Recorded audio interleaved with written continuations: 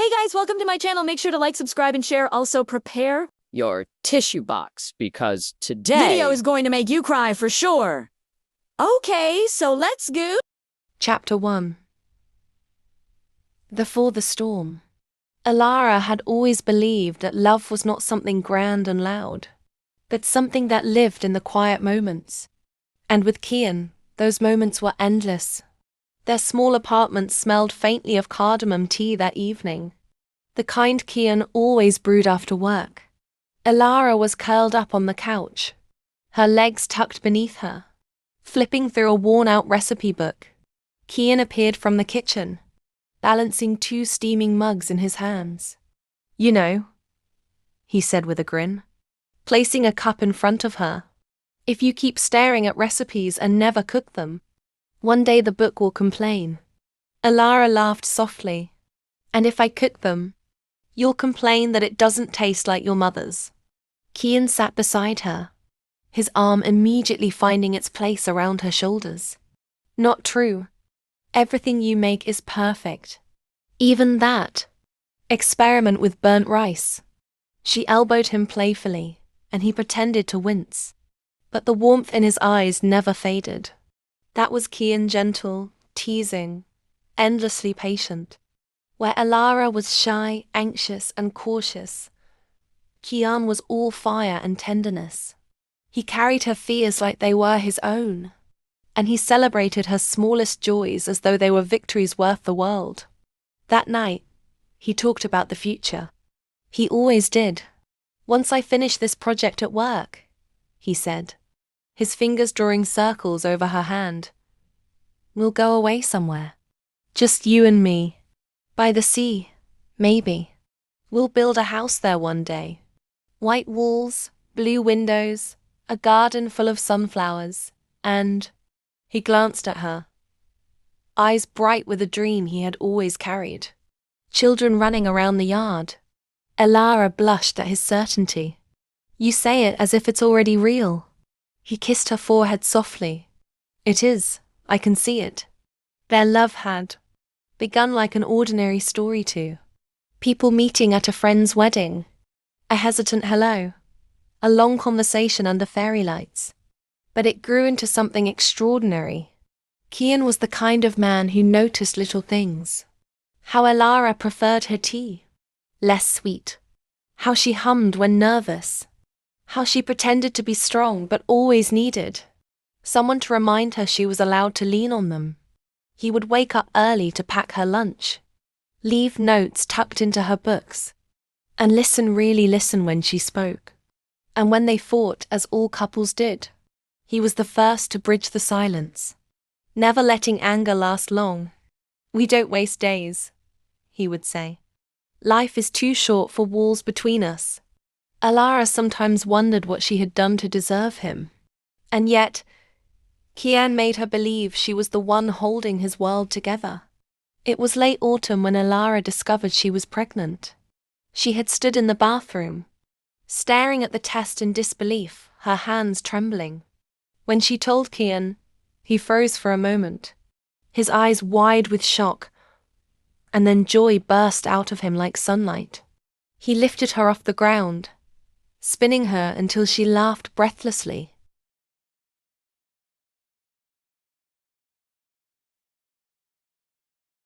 "We're going to be parents," he whispered against her hair. "Alara, this is everything I've ever wanted." From that day, he treated her like she was made of glass and gold. He cooked for her, insisted she rest, and held her when waves of nausea made her miserable. At night, he would rest his head against her stomach, whispering stories to the life growing inside her. "Your father's ridiculous," Alara teased once, watching him talk to her belly. "Ridiculously in love with both of you," Kian corrected, and the sincerity in his voice made her eyes sting with tears. That life, as Kian often said, was unpredictable. It was raining the night of the accident. They had gone out for dinner, a small celebration after Kian's promotion. The roads glistened with water, and neon lights reflected in puddles. Kian drove carefully, one hand holding hers across the console. "Do you know what I was thinking?" he asked. "What?" "That our child should have your eyes. Big, thoughtful, always searching. And maybe my stubbornness just a little, not too much." Alara smiled, squeezing his hand. "I hope she has your kindness. That's what matters most." Kian opened his mouth to reply, but the words never came. The world blurred screeching tires, a blinding flash of headlights, the deafening sound of metal crashing against metal. Alara's scream echoed into the night as the car spun out of control. When she opened her eyes, she was surrounded by chaos. Rain hammered the shattered windshield. People shouted. Sirens wailed in the distance. Her hands fumbled for Kian. He was slumped against the wheel, blood trickling down his forehead. "Kian?" Her voice broke as she shook him, desperate, terrified. "Stay with me, please." His eyelids fluttered. For one fragile moment he looked at her. His lips moved, forming words she could barely hear. "I love you." And then his hand slipped from hers. The paramedics pulled her away as she screamed his name. The last thing she remembered was the sound of her own heart shattering, louder than the storm outside. Alara survived. The doctors said it was a miracle for her, and for the baby. But Kian was gone. She didn't attend the funeral. She couldn't. She stayed in their apartment, clutching his shirt at night, drowning in silence that was too heavy to bear. Each day blurred into the next, filled with memories that burned like fire. The world moved on, but for Alara, time had stopped in that one terrible moment. And yet, in the deepest part of her grief, a strange thought kept haunting her. She could still feel him, as if Kian's love hadn't left with his body. As if he was still there, waiting for her. Chapter 2. Shattered silence. The apartment felt like a coffin. Alara sat in the dim light of the living room, wrapped in one of Kian's old sweaters. The sleeves hung too long, swallowing her hands, but she couldn't bear to take it off. It smelled faintly of him. Cedarwood coffee, something warm and safe. She clutched the fabric to her face, desperate, as though breathing him in could bring him back. Days had blurred into nights. Food lost its taste. Time lost its meaning. The neighbors knocked sometimes, offering help, but Alara barely answered. Her belly was growing, heavy with the child that should have been Kian's greatest joy. Instead, it was a cruel reminder that he would never see their dream come alive. She had thought she knew what loneliness was before, but now she discovered a silence so thick it pressed on her chest, stealing her breath. Sometimes she would start talking aloud, halfway through a sentence, forgetting that Kian wasn't there to listen. Other times she reached across the bed in the dark, her fingers searching instinctively for his warmth, only to find empty sheets. The nights were the worst. It was on one of those nights rain again lashing against the windows that she first heard it. Alara, her name whispered in the dark. She jolted upright in bed, her heart thundering. The room was empty, shadows stretching long across the walls. She held her breath, listening. Nothing, just the storm. But she could have sworn. She closed her eyes tight, pressing her palms against them. "I'm imagining things," she whispered to herself. "It's just grief. Just my mind playing tricks." Yet the voice lingered in her ears, soft, familiar, achingly tender. The next day she tried to shake it off. She went to the doctor, who checked the baby and assured her everything was healthy. On the way home, she stopped at a small grocery store. The cashier smiled politely, but Alara barely registered it. The world felt distant, muted, as though she was moving through a fog. Back in the apartment, she unpacked her bags and froze. A mug sat on the kitchen counter, one she hadn't taken out. Kian's mug, the white one with a faded blue stripe. It was filled with tea. Steam curled upward, carrying the exact smell she had always associated with him. Alara's knees buckled and she grabbed the edge of the counter for support. "No," she whispered. This isn't real." But when she reached out, the cup was warm. She backed away, her breath sharp and shallow. Fear and longing warred inside her. She wanted to run and she wanted to believe. That night, she dreamed of him. Kian stood at the foot of their bed, bathed in the pale light of the moon. His hair was slightly tousled, his smile soft. He looked exactly as he always had. "Alara," he said again, his voice like a balm to every wound inside her. She reached for him, but her hand slipped through air. She gasped, waking up with tears streaming down her cheeks. The room was empty, but the sheets beside her were warm. Days passed and the strange occurrences multiplied. Sometimes she smelled his cologne as she walked down the hall. Once, she swore she felt fingers brushing her hair as she sat on the couch. The television would turn on by itself, always tuned to the channel Kiam loved for late-night documentaries. At first, she thought she was losing her mind. She considered telling her doctor, but the words stuck in her throat. What if they decided she wasn't stable enough to raise a child? What if they tried to take her baby away? So she stayed silent, carrying the secret in her chest like a dangerous flame. And then, one evening, it happened. Alara was standing by the window, staring out at the street below. A reflection stared back at her from the glass, hollow-eyed, pale, weary.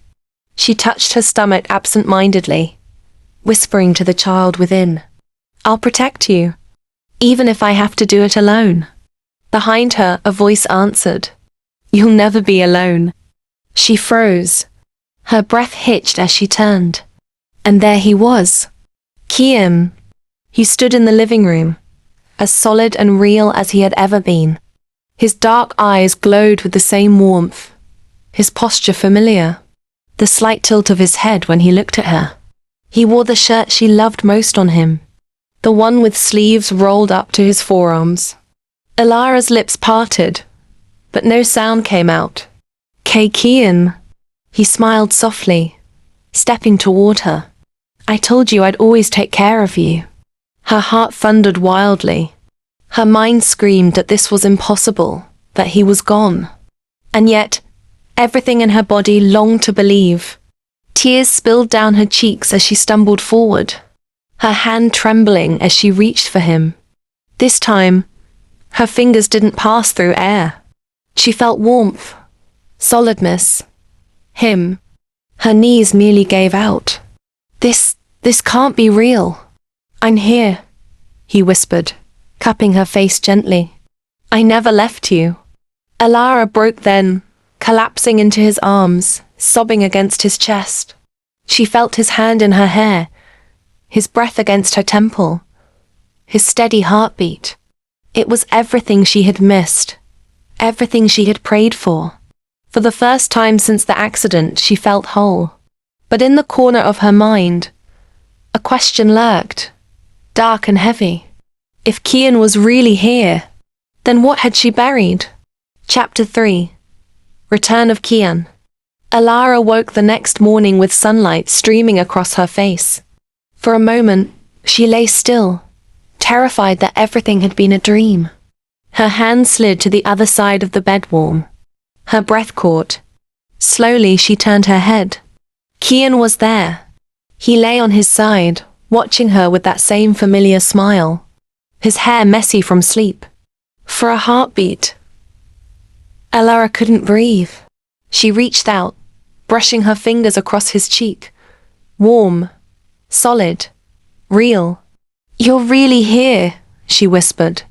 "I told you I'd never leave you," he murmured, pressing a kiss to her hand. The dam inside her broke. She buried herself against his chest, inhaling the scent she thought she'd lost forever.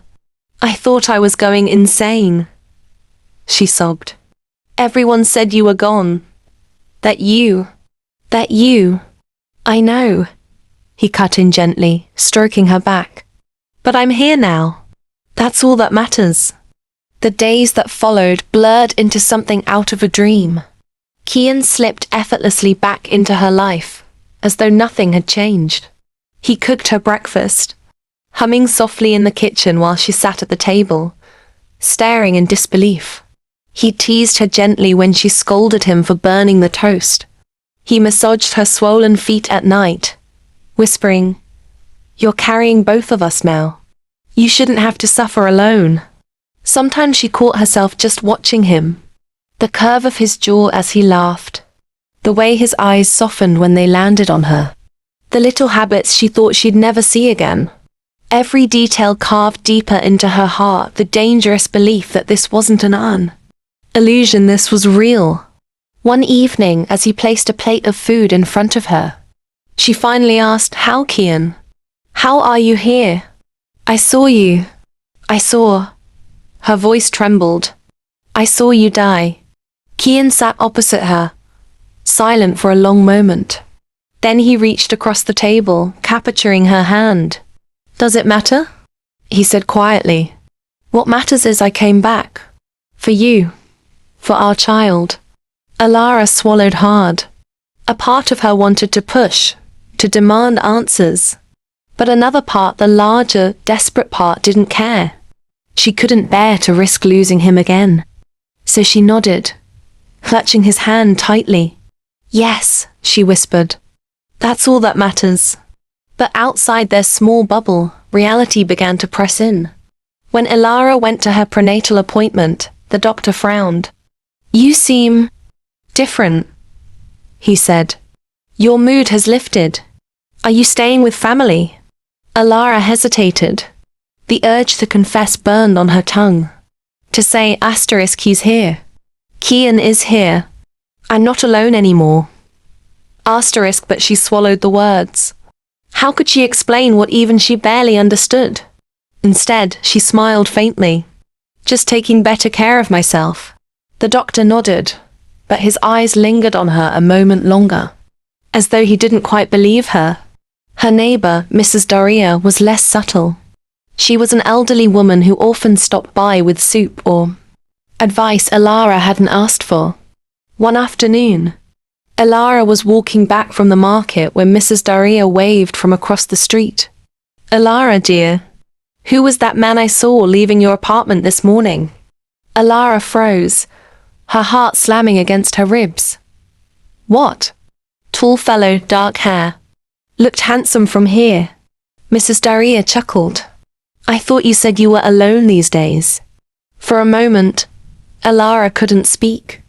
Relief flooded her chest like a tide. Someone else had seen him. She wasn't losing her mind. "Oh, yes," she said quickly, forcing a smile. A friend." Mrs. Daria's eyes narrowed slightly, but she said nothing more.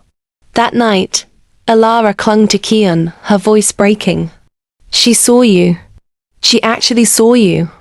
Kian held her close, his lips brushing her hair. "See? You're not imagining me. I told you." And for the first time since his return, Alara truly believed. They began to live again, in ways she thought had been lost forever. Kian would walk with her in the evenings, his hand protective around hers as they strolled through quiet streets. He would buy her favorite pastries, laughing when she ate them too quickly. Sometimes, he would rest his palm on her belly, whispering to the child growing inside. "Hey, little one," he'd murmur. "It's your father. I can't wait to meet you." Alara would watch him with tears in her eyes. It was everything she had dreamed, everything she thought had been ripped from her. Yet, sometimes, small cracks appeared. One night, as they passed a store window, Alara caught their reflection. She was there, her hair ruffled by the wind, her swollen belly visible under her dress. But beside her, nothing, just empty space. She blinked, her stomach twisting. "Kian, look." But when she turned back, his reflection appeared, smiling faintly. "You're tired," he said softly. "You need rest." Another time, She invited her childhood friend Leora for tea. Kian was in the kitchen, preparing biscuits. Alara smiled, feeling warmth fill her chest as she watched him move about. But when she looked back at Leora, her friend's expression was strange, worried, almost frightened. "What is it?" Alara asked. Leora forced a smile. "Nothing. I'm just glad you're doing better." Later, when Alara walked Leora to the door, her friend whispered, "Alara, I don't know who you're talking to in there, but you need help." The words stabbed like knives. When she returned to the kitchen, Kian was gone. The biscuits sat unfinished on the counter, the kettle whistling angrily. Alara pressed a hand to her chest, struggling to breathe. But then she felt arms slide around her waist from behind. "I'm here," Kian murmured, his breath warm against her ear. "Don't listen to them. I'm here." She closed her eyes, leaning back against him. "Don't ever leave me again." "Never," he promised. But in the deepest corner of her heart, doubt stirred, because every time she asked how he had come back, his answer was the same. It doesn't matter. Chapter 4. Fragile Reality. The more Alara tried to hold on to Kian, the more the world seemed determined to tear her certainty apart. For weeks, she had lived in a fragile happiness. He was there every morning when she woke, kissing her forehead and fussing over her breakfast. He was there in the evenings, massaging her swollen ankles, whispering stories to the baby. He was there in the nights, wrapping her in the safety of his arms. But shadows had begun to creep in. It started with the photographs. Alara had been flipping through their wedding album one afternoon, smiling through her tears as she remembered the day. She turned a page and froze. In the photograph, she was standing under the arch of roses, her veil glistening in the sunlight. But beside her, where Kian should have been, there was only blur, as though the film hadn't caught him. Her breath caught. She turned the page quickly. The next picture same. Alara radiant, her gown shimmering, the bouquet in her hands. But Kian's figure was washed out, hazy, almost transparent. "No," she whispered, shaking her head. "No, this isn't right." The photograph slipped from her hands, scattering across the floor. She pressed both palms against her belly, tears blurring her vision. That night, when Kian returned, she confronted him. "The pictures," she said, her voice trembling. "Why aren't you in them? Why do you look like you don't exist?" Kian cupped her face in his hands, his gaze steady. "Pictures don't matter, Alara. What matters is what you feel here." He touched her chest, just over her heart. "You know I'm real." She closed her eyes, letting herself sink into his warmth. But deep down, the seed of doubt had been planted. A week later, it happened again. Alara had been brushing her hair in front of the mirror when she noticed something strange. She could see herself, her tired eyes, her round belly, the strands of hair falling over her shoulders. But when she glanced sideways at Kian, standing just behind her, the glass reflected only her. Her heart raced. She blinked rapidly, turned her head back to him. He was there, smiling at her softly, reaching out to tuck a lock of hair behind her ear. But in the mirror, nothing. Why can't I see you?" she whispered, voice shaking. Kian leaned down, pressing a kiss to her temple. "Mirrors lie," he said gently. "Don't let them scare you." She wanted to scream, to demand the truth, but the thought of losing him again made her bite her tongue. Instead, she nodded numbly, clinging to his hand. Others noticed too. Her doctor frowned during another appointment.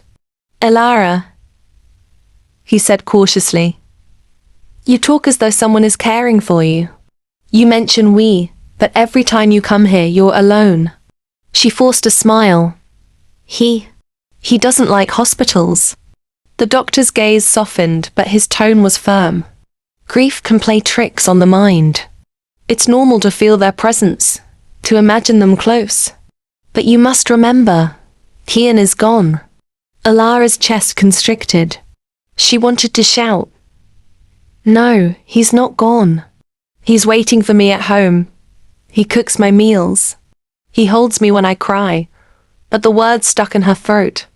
If she said them, they'd call her insane. So she lowered her eyes and whispered, I know. But when she returned home, Kian was there at the door, smiling, his arms opening wide.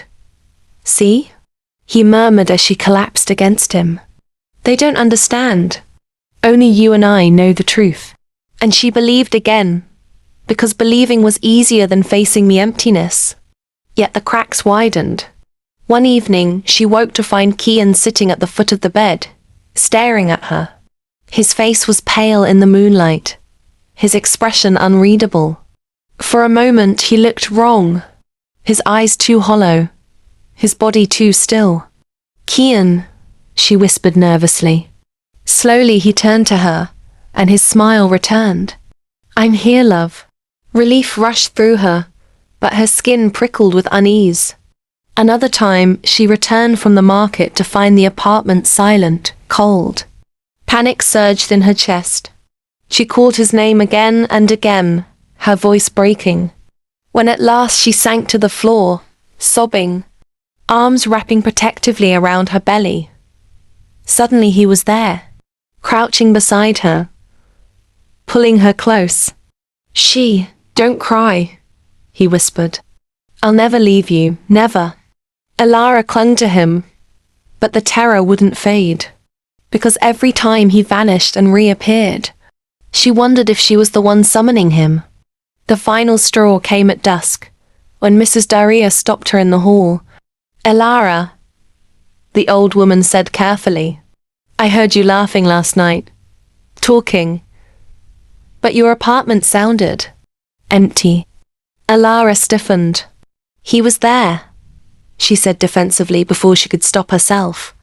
Mrs. Daria's face fell. Child, there was no one there. I saw through your window. You were sitting alone, talking to the air. The words struck like a blade. Alara forced a smile, muttered something about being tired and hurried inside. Her hands shook as she locked the door. Her breath came shallow, ragged. She turned and there he was, standing in the kitchen, smiling at her. Don't listen to them, Kian said softly. They'll never understand. But I'm real. I'm here. Feel me. He stepped forward, taking her hand and pressing it against his chest. Do you feel that? My heartbeat? That's proof. And she did feel it. A steady rhythm beneath her palm. Warm. Alive. Tears streamed down her face as she whispered, Don't leave me, Kian, even if you're only in my mind. Don't leave me. He kissed her gently, his voice a vow. Never. But as she closed her eyes, a single thought clawed at her, relentless and terrifying. What if everyone else was right? What if I was already living in a dream I couldn't wake from? Chapter 5. The breaking point. The contractions began on a cold, stormy night. Alara had been sitting by the window, wrapped in Kian's sweater, when the first wave of pain struck. Sharp, merciless, stealing her breath. She doubled over, clutching her stomach. Kian, she gasped. He was at her side in an instant, kneeling beside her, his hands steadying her trembling frame. I'm here, he whispered, his voice calm, soothing. Breathe, Alara. Just breathe. Tears welled in her eyes. It's too soon. I can't do this alone. You're not alone, he assured her, brushing the sweat from her forehead. I'll be with you every step. We'll bring our child into this world together. The hours blurred into agony. At the hospital, fluorescent lights glared overhead. Nurses bustled around, and voices echoed in fragments she could barely understand. Kian never left her side. He held her hand, his thumb tracing circles over her skin. He whispered encouragement between each contraction.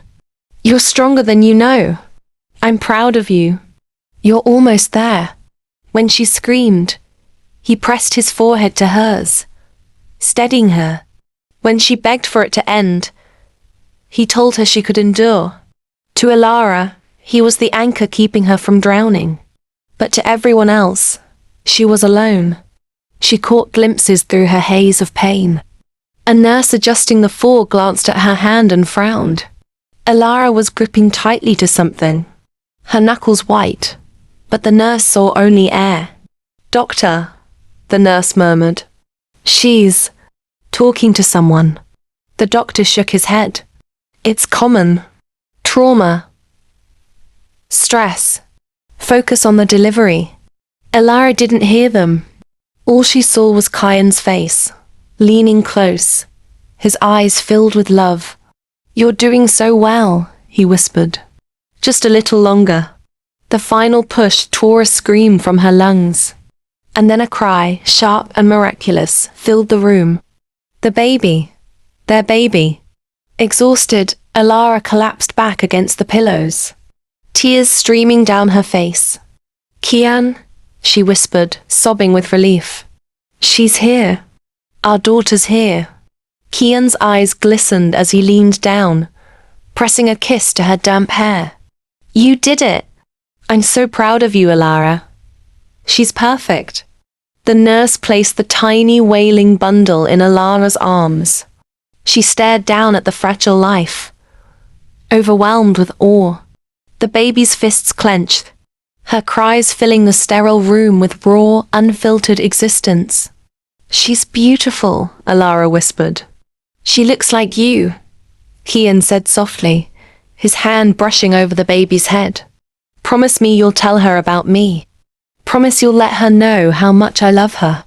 Alara looked up at him, startled. "What are you saying?" "You're here. You'll tell her yourself." Kian smiled sadly. And in that moment, something inside Alara shifted, because his hand wasn't touching the baby. She glanced down and saw only her arms holding the child. No other hand rested there. Her breath caught. "No." "Alara," Kian whispered, his voice breaking. "My love, I was never supposed to stay. I came only to carry you through this, to keep you strong. But now you can stand on your own." Her chest constricted in panic. No, don't say that. "You're real, Kian. You're here. I feel you." But even as she spoke, his edges seemed to blur. The fluorescent lights behind him shone through, his form flickering like smoke. "No!" Alara screamed, clutching the baby tighter.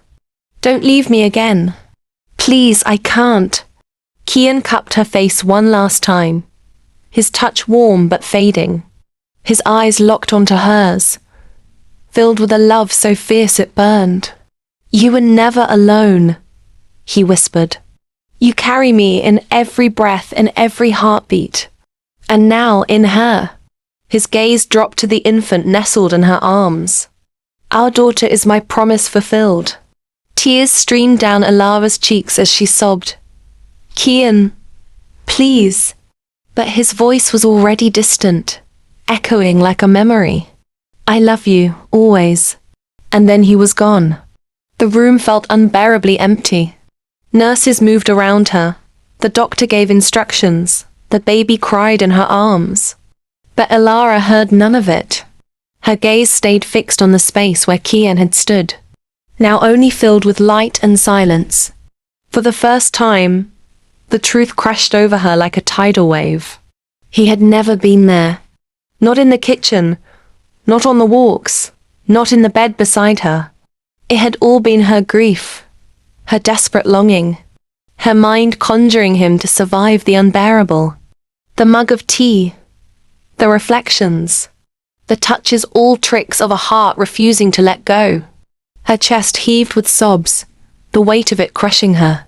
She wanted to scream, to claw the air, to demand the universe return him. But then, the baby shifted in her arms. A tiny face tilted upward, lips pursed, eyes blinking at the world for the first time. Alara's sobs quieted into gasps. Slowly, she rocked the child, whispering through her tears, "You're real. You're here." And in that moment, she understood. Kian hadn't abandoned her. He had been her strength, even if only in her imagination, carrying her to this moment. She looked down at her daughter, her voice trembling. "You'll never be without him, because he lives in you, in us." The baby yawned, a fragile sound, but it felt like the beginning of something vast and unbreakable. Alara pressed a kiss to her daughter's forehead, whispering the name she had chosen long ago. Soraya, the star's light, the hope that even in darkness, something brilliant could be born. Chapter 6, The New Dawn. The world felt different after the night Soraya was born. For months, Alara had lived in a haze of grief, suspended between reality and illusion, clinging to a ghost of the past. But now, as the sun rose gently over the hospital, light spilling across her daughter's face, she felt something she thought she'd lost forever. Hope. Soraya's tiny fingers curled around her mother's, impossibly small yet fierce in their grip. Alara sat upright in the hospital bed, her hair tangled, her eyes swollen from tears. But her heart was steadier than it had been in a long time. She remembered Kian's final words. "You carry me in every breath, in every heartbeat." And now, in her. At first, the memory had nearly broken her all over again. But as she studied Soraya's face, she realized it wasn't just a goodbye. It was a gift. The days that followed were exhausting, filled with sleepless nights, endless feedings, and moments where Alara thought she might collapse. But every time she looked at her daughter, she found strength. She began to see pieces of Kian in Soraya, the shape of her nose, the way her lips curled slightly even in sleep. Sometimes she swore she caught a flicker of his expression in her wide, blinking eyes. And though she no longer saw him standing in the doorway or felt his arms at night, his presence was everywhere, in the lullabies he used to hum that she now sang to their child, in the warmth of the blanket he had once wrapped around her shoulders, in the sunflower seeds he had left in a jar, which she planted by the window. The apartment was still filled with silence, but it was no longer empty. People began visiting again. Mrs. Daria brought soup and knitted a tiny hat for Soraya. She lingered at the door one day, her eyes soft as she said, "You look stronger, Alara. Lighter." Alara smiled, adjusting the baby in her arms. "I'm not alone anymore," she replied quietly. Her friend Leora came too, hesitant at first, afraid to see Alara broken. But when she walked into the room and found her rocking Soraya gently, humming under her breath, Leora's shoulders relaxed. "You're glowing," she said with a laugh, brushing a tear from her cheek. Alara smiled faintly. "She saved me." Neither of them said the other named the one who had not been saved. But in Alara's heart, she whispered it silently. "Kian, you saved me too." On the first clear day after weeks of rain, Alara took Soraya outside. The world seemed sharper. Brighter the air smelled of earth and new beginnings. She walked to the park where she and Kian used to sit on weekends, eating pastries and watching children chase each other across the grass. She sat on a bench, holding Soraya close, and closed her eyes. For a moment she could almost feel him beside her, his arm draped along the back of the bench, his laughter carried by the wind. But when she opened her eyes, there was only sunlight, trees swaying gently, and her daughter gazing up at her with innocent wonder. And somehow that was enough. Weeks turned into months. Soraya grew stronger, her cries becoming louder, her smiles brighter. Every milestone, every laugh, Every new sound was a triumph, a reminder that life continued. Alara began writing letters to her daughter, one Soraya would read someday when she was old enough to understand.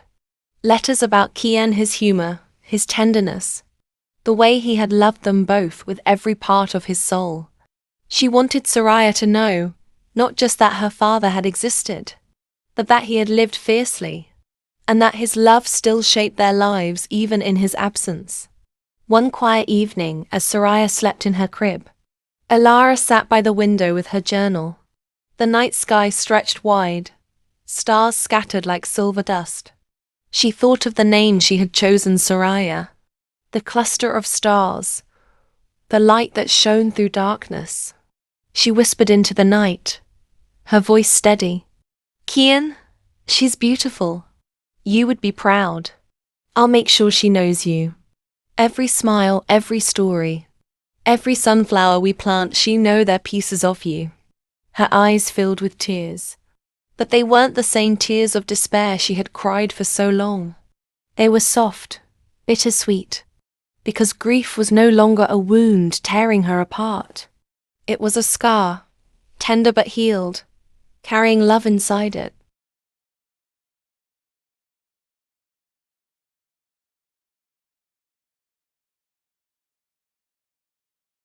The months slipped quietly into a year. Soraya's first birthday arrived with candles, a cake too sweet, and photographs that filled the apartment with color again. Alara stood at the window that night, Soraya asleep in her arms, and gazed at the stars. She remembered the night she had almost lost herself, when Kian's phantom hand had guided her through. And though she knew now that it had been her mind's desperate creation, she also knew it had been something more. Kian's love had been real. His presence in her heart had been real. And it always would be. She pressed a kiss to Soraya's forehead and whispered, "You'll never be without him, my love, because he lives in us. Always." The baby stirred, a soft sigh escaping her lips. Alara rocked her gently, her eyes never leaving the stars.